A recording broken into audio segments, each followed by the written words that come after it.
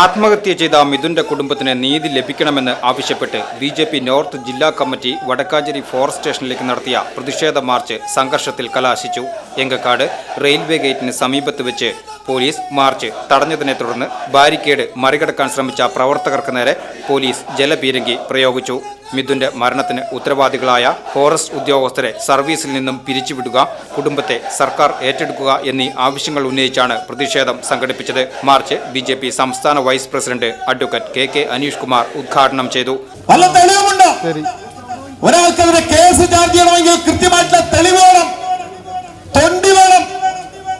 ഇവിടെ മിഥുന്റെ വീട്ടുകാർ ഇത് വാങ്ങി കഴിച്ചു എന്നുള്ളതിന് എന്ത് തെളിവാണുള്ളത്? 4 മാസത്തിന് മുമ്പ് നടന്നിട്ടുള്ള ഒരു സംഭവം എന്നാണ് പറയപ്പെടുന്നത്. ഇവിടുത്തെ ഫോറസ്റ്റ് ഉദ്യോഗസ്ഥന്മാരുടെ കയ്യിൽ എന്ത് തെളിവാണുള്ളത്? നല്ല അവശിഷ്ടങ്ങൾ കിട്ടിയിട്ടുണ്ടോ? ദൃക്സാക്ഷികളുണ്ടോ? എന്ത് തെളിവാണുള്ളത്? ആകെ ഒരു തെളിവ് പ്രതിയുടെ കുറ്റസമ്മതമാണ്. പ്രതി എന്ന് പറഞ്ഞ ഇവരുടെ സ്വന്തം ആളാണ്. പ്രതി എന്ന് പറഞ്ഞാൽ ഇവരുടെ സ്വന്തക്കാരന്. ഈ പ്രതിയുടെ കുറ്റസമ്മത മൊഴിക്ക് എന്ത് വിലയാണുള്ളത്? എവിഡൻസ് ആക്ടിൽ എന്ത് വിലയാണുള്ളത്? ഒരു പ്രതി പറയാണ് ഈ ആൾക്കാർ മുഴുവൻ, ഈ വടക്കാഞ്ചേരി മേഖലയിൽ മുഴുവൻ ആൾക്കാർ എന്റെ കയ്യിൽ നിന്ന് ഇറച്ചു വാങ്ങിയിട്ടുണ്ടെന്ന് പറഞ്ഞാൽ ഈ നാട്ടിലെ മുഴുവൻ ആളുകളെയും പ്രതിയാക്കാൻ സാധിക്കുമോ? അയാൾ ഇവിടെ പന്നിയെ വേട്ടയാടി വിൽപ്പന നടത്തുന്നുണ്ടെന്ന് ഈ നാട്ടിൽ ആരെങ്കിലും പരാതിപ്പെട്ടാൽ അയാൾക്ക് വേണമെങ്കിൽ ആ പരാതിപ്പെട്ട ആളുകളെ മുഴുവൻ പേര് പറയാം. ഇവരൊക്കെയാണ് എന്റെ കയ്യിൽ നിന്ന് ഇറച്ചി വാങ്ങിയത് എന്ന് പറഞ്ഞാൽ അവരെ മുഴുവൻ പ്രതിയാക്കാൻ സാധിക്കുമോ? അപ്പൊ പ്രധാന കുറ്റവാളിയുടെ മൊഴി, ഒരു സ്ഥിരം ക്രിമിനലിന്റെ മൊഴിക്ക് എന്ത് വിലയാണുള്ളത്? സത്യത്തിൽ അയാളെ വെച്ച് പണമുണ്ടാക്കാനുള്ള ഏർപ്പാടല്ലേ ഇവിടുത്തെ ഫോറസ്റ്റുകാർ ചെയ്തത്? അതല്ലേ യാഥാർത്ഥ്യം? ഈ കേസിൽ 17 പ്രതികൾ. ആ 17 പ്രതികളെ അശോക് രാജ് പ്രതിയാക്കി. അശോക് രാജ് ഇവിടെ സൂചിപ്പിച്ചല്ലോ, 3 തവണ ബ്രാഞ്ച് സെക്രട്ടറിയാ, കൊടിയ സഖാവാണ്. ആ സഖാവ് പ്രതിയാക്കുന്നു. എന്നിട്ട് എരുമപ്പെട്ടിയിലെ മുൻ പഞ്ചായത്ത് പ്രസിഡന്റ് AK കണ്ണനെ വിളിച്ചു പറയുന്നു, ഞാൻ 17 പേരെ പ്രതിയാക്കിയിട്ടുണ്ട്, നീ പോയി പണം പിരിച്ചോ, 10,000 വെച്ച് പിരിച്ചോ. അങ്ങനെ CPM-ന്റെ മുൻ പഞ്ചായത്ത് പ്രസിഡന്റ് 17 പ്രതികളെയും കാണുന്നു. 10,000 രൂപ വെച്ച് ആദ്യം ചോദിക്കുന്നു, ഒരാൾ കൊടുത്തു. പിന്നെ പറയുന്നു 10,000 പോരാ. അശോക് രാജിന്റെ വീട്ടില് ആദ്യം വിചാരിച്ച് 2 ലക്ഷത്തിന്റെ ആവശ്യമാണ്, പിന്നെ അയാൾക്ക് തോന്നി 4 ലക്ഷത്തിന്റെ ആവശ്യമുണ്ട്. അപ്പൊ പറഞ്ഞു 10,000 പോരാ, 20,000 വെച്ച് പിരിച്ചോ. അങ്ങനെ വീണ്ടും പറഞ്ഞു 10,000 കൂടി വേണം. ഈ പാവപ്പെട്ട ഓട്ടോറിക്ഷ ഓടിച്ച് ജീവിക്കുന്ന പട്ടിണി പാവങ്ങളാണ്, കൽപ്പണിക്കാരാണ്. അവർക്ക് ഈ അശോക് രാജ് വായിക്കുമ്പോൾ ഈ പണം മുഴുവൻ കൊടുക്കാൻ സാധിക്കും. അവർ കൊടുത്തില്ല, അതുകൊണ്ടാണ് പ്രതികളായത്. പണം ചോദിച്ചത് പ്രതികളാക്കാതിരിക്കാനാണ്. പണം കൊടുക്കാൻ സാധിക്കാത്തത് കൊണ്ടാണ് 17 പേര് പ്രതികളായത്. ഇതല്ലേ യാഥാർത്ഥ്യം? അല്ലാതെ എന്ത് കേസാണിത്? അങ്ങനെയാണെങ്കിൽ പന്നിയെ വേട്ടയാടിയതിനും തിന്നതിനും നിങ്ങൾ കേസെടുക്കുന്നുണ്ടെങ്കിൽ നിങ്ങൾ മുഖ്യമന്ത്രിക്കാണ് കേസെടുക്കും. മുഖ്യമന്ത്രിയല്ലേ പറഞ്ഞത് പന്നിയെ, കൃഷി നശിപ്പിക്കുന്ന പന്നികളെ കൊല്ലണം, തിന്നണം, അനുവദിക്കണം എന്നാണ് എന്റെ പക്ഷമെന്ന് മുഖ്യമന്ത്രി കേരളത്തിലെ മന്ത്രിമാരും പറഞ്ഞില്ലേ? ഇല്ലേ? അപ്പൊ രാജ്യത്തൊരു നിയമമുണ്ടെങ്കിൽ ആ നിയമം ലംഘിക്കാൻ പ്രേരണ നൽകിയ മുഖ്യമന്ത്രിക്കും മന്ത്രിമാർക്കുമെതിരെ എന്റെ അശോക് രാജ് നിങ്ങൾ കേസെടുക്കാത്തത്? അവർക്കെതിരെ കേസെടുക്കണ്ടേ? ഇവർ ചെയ്ത് കുറ്റമാണെങ്കിൽ മുഖ്യമന്ത്രിക്കെതിരെയും കേസെടുക്കണം. ഇതാണ് ഞങ്ങളുടെ ആവശ്യം. പലതരത്തിലുള്ള നിയമലംഘനങ്ങൾ ഇവിടെ നടന്നിട്ടുണ്ട്. പലതരത്തിലുള്ള കോടതി ജാമ്യം കൊടുത്ത പ്രതിയാണ് അന്യായമായിട്ട് കസ്റ്റഡിയിൽ വെച്ചിട്ടുള്ളത്. കോടതിയൊക്കെ വലുതാണോ അശോക് രാജ്? ആണോ? വടക്കാഞ്ചേരി കോടതി ജാമ്യം കൊടുത്ത പ്രതിയെ ഒരു ദിവസം ഇല്ലീഗൽ കസ്റ്റഡിയിൽ വെച്ചു. ഇല്ലീഗൽ ഡിറ്റൻഷനാണ്, ക്രിമിനൽ കുറ്റമാണ്. അങ്ങനെ കസ്റ്റഡിയിൽ വെക്കാൻ നിങ്ങൾ കോടതിയിൽ നിന്ന് പെർമിഷൻ വാങ്ങിയിരുന്നു. കാലത്ത് മുതൽ വൈകുന്നേരം വരെ അനധികൃതമായിട്ട് കസ്റ്റഡിയിൽ വെച്ചു. നിങ്ങൾ അനുമതി വാങ്ങിയിരുന്നോ കോടതിയിൽ നിന്ന്? കോടതി ജാമ്യം കൊടുത്ത പ്രതിയെ അന്യായമായി കസ്റ്റഡിയിൽ വെക്കാൻ ഏത് നിയമമാണ് അശോക് രാജ് നിങ്ങൾക്ക് അനുമതി നൽകിയത്? മൊബൈൽ പിടിച്ചു വെച്ചിരിക്കും. ഇതുവരെ കൊടുത്തിട്ടില്ല എന്നാണ് ഞാൻ മനസ്സിലാക്കുന്നത്. അയാളെ വീട്ടിൽ ആർക്കെങ്കിലും മൊബൈലിൽ ആവശ്യം ഉണ്ടാവും. അല്ലെങ്കിൽ ഒരു മൊബൈല്, കോടതി ജാമ്യം കൊടുത്ത ഒരു പ്രതിയുടെ മൊബൈൽ എത്ര ദിവസമായി പിടിച്ചു വെച്ചിരിക്കുന്നു? ഇനി ഇതൊക്കെ പോട്ടെ, ജാമ്യം കൊടുത്ത പ്രതിയുടെ വീട്ടിൽ ചെന്ന് അമ്മയെയും ഭാര്യയെയും മക്കളെയും ഭീഷണിപ്പെടുത്തുകയാണ്. നിങ്ങളെ മുഴുവൻ ഞങ്ങൾ പ്രതിയാക്കി ജയിലിലടക്കും. എന്താ ഭീഷണി? അമ്മയെയും ഭാര്യയെയും 8ഉം 5ഉം വയസ്സുള്ള 2 മക്കളെയും പ്രതികളാക്കി ജയിലിലടക്കും.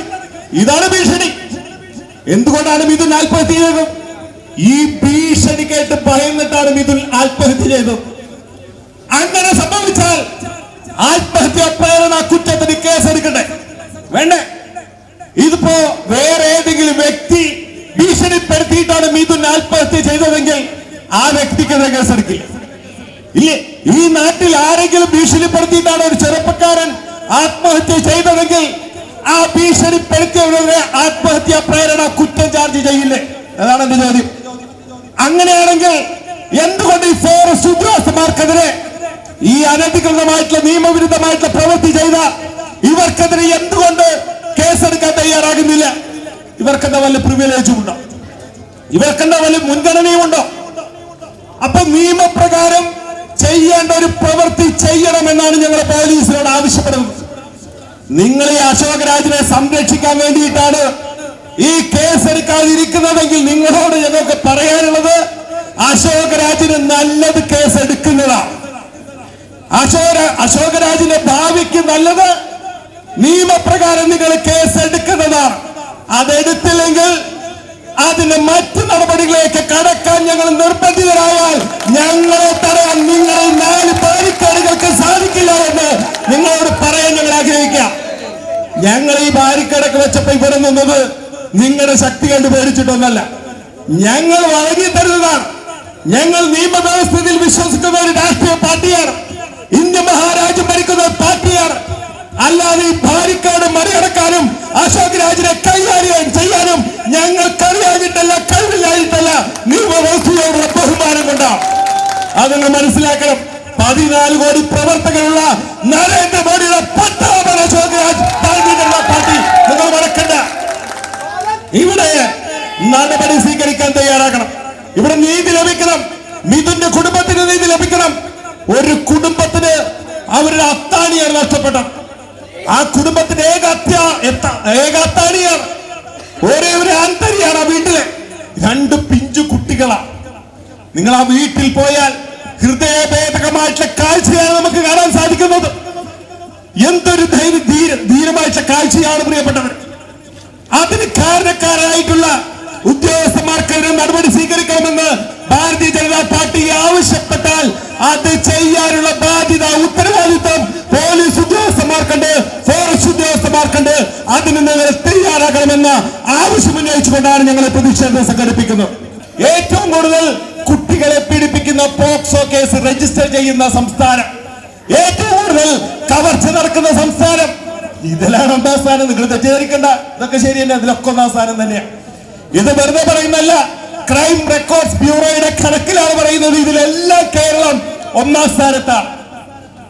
ഇന്നിപ്പോ കുട്ടികളെ നമുക്ക് സ്കൂളിലേക്ക് വിടാൻ പേടിയാണ്. കാരണം എല്ലാ സ്ഥലത്തും ലഹരി മാഫിയ വിളയാടുകയാണ്. ഇവിടെ നിന്നാണ് ഈ ലഹരി വരുന്നത്. പിടിക്കാൻ സാധിക്കുന്നുണ്ടോ? കേസെടുക്കുന്നുണ്ടോ? ഇതിന്റെ റൂട്ട് കഴിഞ്ഞ് പോകുന്നുണ്ടോ? പോകില്ല. കാരണം ഈ നാണം കെട്ടവന്മാർ അവരിൽ നിന്ന് മാസപ്പടി വാങ്ങുന്നത്. കേരളത്തിൽ ആദ്യമായിട്ട് MDMA പിടികൂടിയ കേസ് എവിടെയെന്ന് അറിയോ നിങ്ങൾക്ക്? നിങ്ങളുടെ മണ്ഡലത്തിൽ വടക്കാഞ്ചേരിയിൽ മെഡിക്കൽ കോളേജ് ഹോസ്റ്റലിൽ നിന്നാണ് MDMA പിടികൂടിയത്.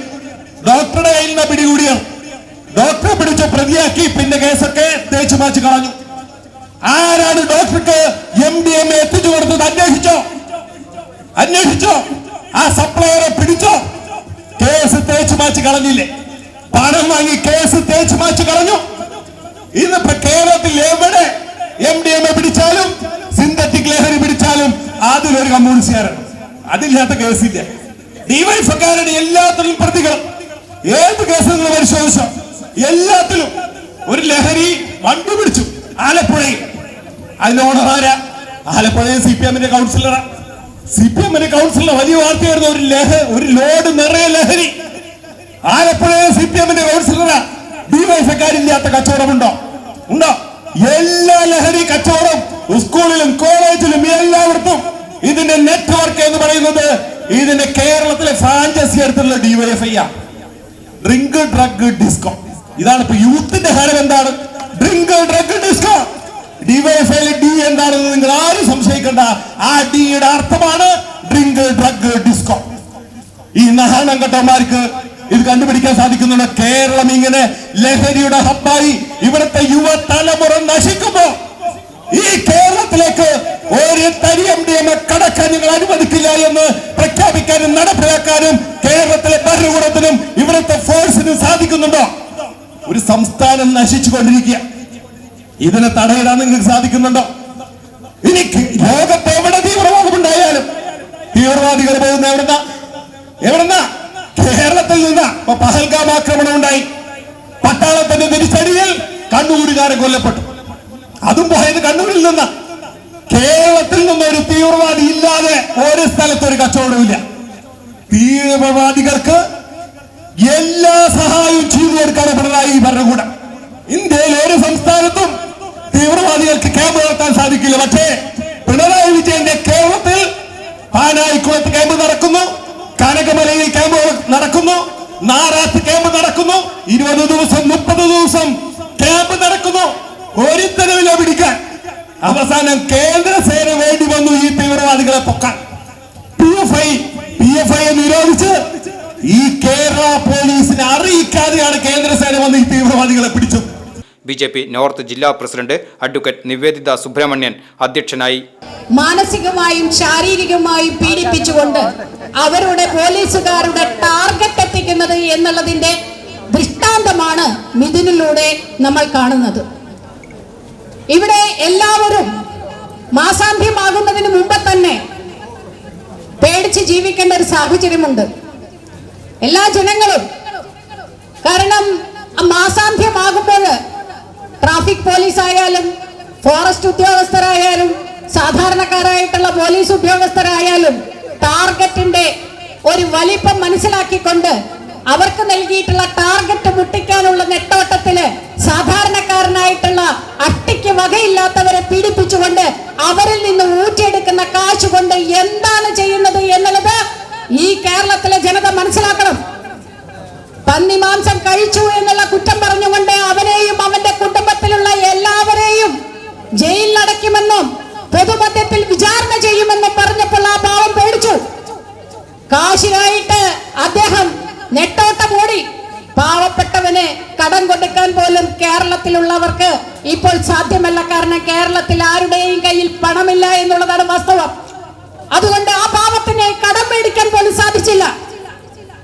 അവന് നേരിട്ട ഭീഷണി, അതിന്റെ ഭീതി അവനെ ജീവിക്കാൻ അനുവദിക്കുന്നില്ല എന്നുള്ളത് കൊണ്ട് ആ ഭീതിയിൽ അവന്റെ ജീവിതത്തെ ഉപേക്ഷിക്കുന്ന സാഹചര്യം ഉണ്ടായി എങ്കിൽ അതിൽ ഉത്തരം പറയേണ്ടത് ആരാ? ഇവിടുത്തെ സാധാരണക്കാരന്റെ മെക്കെട്ട് കയറിക്കൊണ്ട് നികുതി പണം കിട്ടുന്നത് കൂടാതെ ഇവരുടെയും മെക്കെട്ട് കയറിക്കൊണ്ട് പോക്കറ്റുകൾ നിറക്കണം എന്നുള്ളത് ആരുടെ ഒത്താശ കൊണ്ടാണ് ഇവരെല്ലാം ചെയ്യുന്നത് എന്നുള്ളത് മനസ്സിലാവണം. അപ്പോൾ മാത്രമാണ് ഈ സാധാരണക്കാർക്ക് ഇന്ന് നേരിടുന്ന വിവിധങ്ങളായിട്ടുള്ള പ്രശ്നങ്ങളെ കുറിച്ച് ഇവിടെ ഓരോരുത്തർക്കും മനസ്സിലാക്കാൻ സാധിക്കൂ. നമുക്കെല്ലാം അറിയാം, പോലീസിന് പച്ച വെളിച്ചമുണ്ട്, ഫോറസ്റ്റിലും പച്ച വെളിച്ചവും ചുവന്ന വെളിച്ചവുമുണ്ട്. അതുകൊണ്ടാണ് വനങ്ങൾ ഉപേക്ഷിച്ചുകൊണ്ട് വന്യജീവികള് ഇവിടെ നാട്ടിലേക്ക് ഓടി വരേണ്ടി വരുന്നത്. കാരണം അവിടെ വനപാലകരുടെ അവരുടെ വന്യതയിലേക്കാട്ടിലും അതുപോലും സഹിക്കാൻ വയ്യാതെ അവരുടെ വന്യതയെക്കാളും ഒന്നും തന്നെ ഇവിടുത്തെ വന്യജീവികൾക്കില്ല എന്നുള്ളത് കൊണ്ടാണ് ആ വനപാലകരെ, അവിടെ തുടരുന്ന വനപാലകരെ കണ്ട് ഇതിലും ഭേദം നാടാണെന്ന് കണ്ടായിരിക്കണം വന്യജീവികൾ ഇവിടെ നാട്ടിലേക്ക് പ്രവേശിക്കുന്നത് എന്നാണ് തോന്നുന്നത്. കാരണം ഇത്രയും ക്രൂരത എന്തിനാണ് ഇവർ കാണിക്കുന്നത്? അതിലും വലിയ 4ാം പ്രതിയാക്കപ്പെട്ട ഈ വ്യക്തിയെക്കാട്ടിലും ഉപരിയുള്ള ആളുകള് ഈ പന്നിയെ ഇല്ലായ്മ ചെയ്തത്, അതുപോലെ തന്നെ വിൽപ്പന ചെയ്തത് ഒക്കെയായിട്ടുള്ള ആളുകളുണ്ട്. അവരെ ഒന്നും ക്രൂശിക്കാതെ ഈ സാധാരണക്കാരനെ എന്തിനാണ് ഇത്രയും അധികം ഭീഷണിപ്പെടുത്തിയിട്ടുള്ളത്? അവന്റെ ട്രാക്ക് റെക്കോർഡ് പരിശോധിക്കുകയാണെങ്കിൽ പോലീസുകാർക്ക് ഒരു കാര്യം വ്യക്തമാകാൻ സാധിക്കും. അവൻ അങ്ങനത്തെ ഈ മിഥുൻ എന്ന വ്യക്തി യാതൊരുവിധ ക്രിമിനൽ കുറ്റവും ചെയ്യാത്ത ഇതുവരെയും നല്ല രീതിയിൽ തന്നെ ജീവിച്ചു പോന്ന സാധാരണക്കാരനായിട്ടുള്ള വ്യക്തിയാണ് അദ്ദേഹം എന്നിരുന്നിട്ടും അദ്ദേഹത്തിന് എന്തിനെ ജീവിതത്യാഗം ചെയ്യേണ്ടി വന്നു? ഇത് ഒരു ആത്മഹത്യയല്ല, അതൊരു കൊലപാതകം തന്നെയാണ് എന്നാണ് ഭാരതീയ ജനതാ പാർട്ടിക്ക് പറയാനുള്ളത്. കാരണം അദ്ദേഹത്തിനെ ഇല്ലായ്മ ചെയ്യണം എന്നുള്ള ദുരുദ്ദേശത്തോടു കൂടി തന്നെയാണ് അദ്ദേഹത്തിനെ ആ മിഥുൻ എന്ന പാവപ്പെട്ടവനെ ഭീഷണിപ്പെടുത്തിയത് എന്നുള്ളതിന് വ്യക്തമായിട്ടുള്ള കാരണങ്ങൾ നമുക്കുണ്ട്. നമ്മുടെ മുമ്പിൽ അതിന്റെ സൂചനകളുണ്ട്. അല്ലെങ്കിൽ രാഖി കെട്ടിയതിൽ ഇത്രയധികം കോപം എന്തുകൊണ്ട് ഇവർക്കുണ്ടാവണം? രാഖി കെട്ടി ഞങ്ങൾ നടക്കാൻ തുടങ്ങിയത് ഇന്നും ഇന്നലെയുമല്ല. ഞങ്ങളൊന്നും ഈ കേന്ദ്രം ഭരിക്കാത്ത കാലഘട്ടത്തിലും ഒന്നും ആവില്ല എന്ന് കരുതിക്കൊണ്ട് രാഖി കെട്ടി തന്നെ ഞങ്ങൾ ഇവിടെ ജീവിച്ചിരുന്നത്. ഇനിയും അങ്ങനെ തന്നെ ഞങ്ങളും ഞങ്ങളുടെ പാവപ്പെട്ട ആളുകളും ഇവിടെ പ്രവർത്തിക്കുമെന്ന് ഇവരെല്ലാവരും മനസ്സിലാക്കിക്കോണം. ഞങ്ങളുടെ പ്രവർത്തകരുടെ മേലെ നിങ്ങൾ ഇടുന്ന ഓരോ പൂഴിത്തടിക്കും ഞങ്ങൾ നിങ്ങളെ കണക്ക് പറഞ്ഞിരിപ്പിക്കും എന്നുള്ളതാണ് സൂചിപ്പിക്കാനുള്ളത്. ഈ പോലീസുകാരനൊന്ന് ഓർക്കണം, ഫോറസ്റ്റ് ഉദ്യോഗസ്ഥരെ, നിങ്ങളുടെ വീടുകളൊക്കെ ഞങ്ങൾക്കറിയാം. ഞങ്ങൾ ഈ ഇട്ടാവട്ടത്തിലുള്ള ഈ CPM-ന്റെ ആളുകളെ പോലെയല്ല, ഭാരതം മുഴുവൻ മാത്രമല്ല ലോകത്തിൽ എവിടെയാണെങ്കിലും കണ്ടുപിടിച്ച് അവരെ പറയിപ്പിക്കാൻ, ബാപ്പു പറയിപ്പിക്കാൻ, ഓരോന്നിനും ഉത്തരം പറയിപ്പിക്കാൻ ശക്തിയുള്ള പ്രസ്ഥാനമാണ് എന്നുള്ളത് മറക്കണ്ട ഈ ഫോറസ്റ്റ് ഉദ്യോഗസ്ഥർ. ഇവരെന്താ വിചാരിച്ചത്? ഞങ്ങളുടെ ആളുകളുടെ മെക്കെട്ട് കയറിയാൽ ഞങ്ങൾ അത് മിണ്ടാതിരിക്കുമെന്നോ? എന്ത് കാരണം കൊണ്ടായാലും ഞങ്ങളുടെ പ്രവർത്തകരെ ഇല്ലായ്മ ചെയ്യുവാനുള്ള നിങ്ങളുടെ ശ്രമമുണ്ടല്ലോ, അത് ഞങ്ങൾ വെറുതെ വിടില്ല, അതിനെയും തുടരാൻ അനുവദിക്കില്ല എന്നുള്ളതാണ് പറയാനുള്ളത്. ഇവിടുത്തെ സാധാരണക്കാരൻ ഇവിടെ ജീവിക്കണ്ടേ? അവൻ എന്ത് അതിക്രമമാണ് ഈ മിഥുൻ എന്ന വ്യക്തി ഇവിടെ ചെയ്തിട്ടുള്ളത് എന്ന് ഇവർ ഉത്തരം പറയണം. എന്ത് ദോഷമാണ് ഇവിടുത്തെ സമൂഹത്തിന് അവനെ കൊണ്ടുണ്ടായിട്ടുള്ളത്? ഏതെങ്കിലുമൊക്കെ സാമൂഹ്യ ദ്രോഹം ചെയ്തുകൊണ്ട് ജീവിക്കുന്ന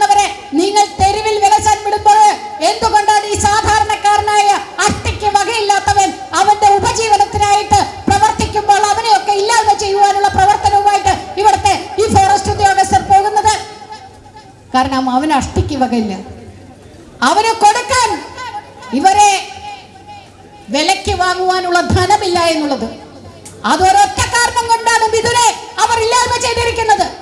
ഒരു കാര്യം പറഞ്ഞേക്കാം, ഈ പാവപ്പെട്ടവന്റെ പ്രസ്ഥാനം എന്ന് പറഞ്ഞ അധികാരത്തിലൊക്കെ വന്നിട്ടുള്ള ഇടതുപക്ഷത്തിന്റെ മൂട് താങ്ങി നിന്നുകൊണ്ട് ഇവിടെ എക്കാലവും വിലസാമെന്നാണ് നിങ്ങൾ ഓരോരുത്തരും ഉദ്ദേശിക്കുന്നതെങ്കിൽ അത് ഞങ്ങളിനെ അനുവദിക്കാൻ ഞങ്ങൾക്ക് സാധിക്കില്ല എന്ന് തന്നെയാണ് പറയാനുള്ളത്.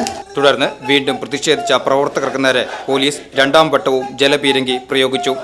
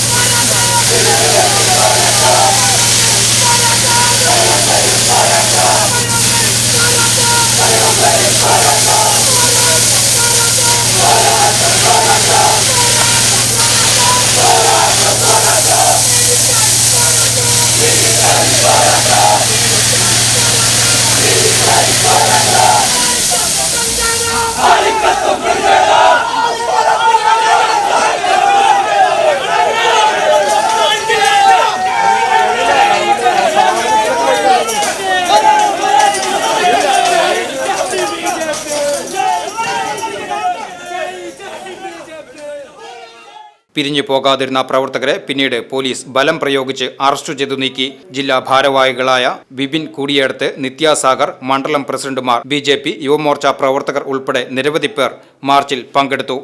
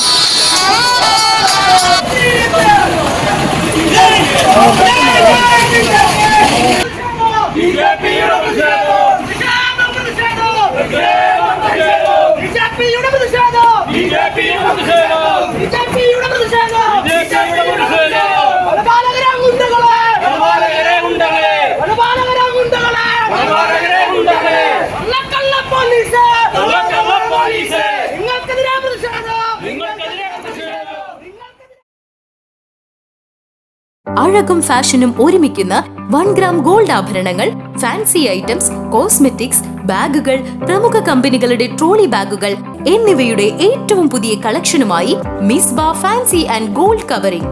കേരള സംസ്ഥാന ഭാഗ്യക്കുറിയുടെ നിരവധി ഒന്നാം സമ്മാനങ്ങൾ നൽകി ഭാഗ്യവാന്മാരുടെ ലക്കി സെന്ററായ റിയൽ ലക്കി സെന്ററിലൂടെ ഭാഗ്യവാനാകൂ.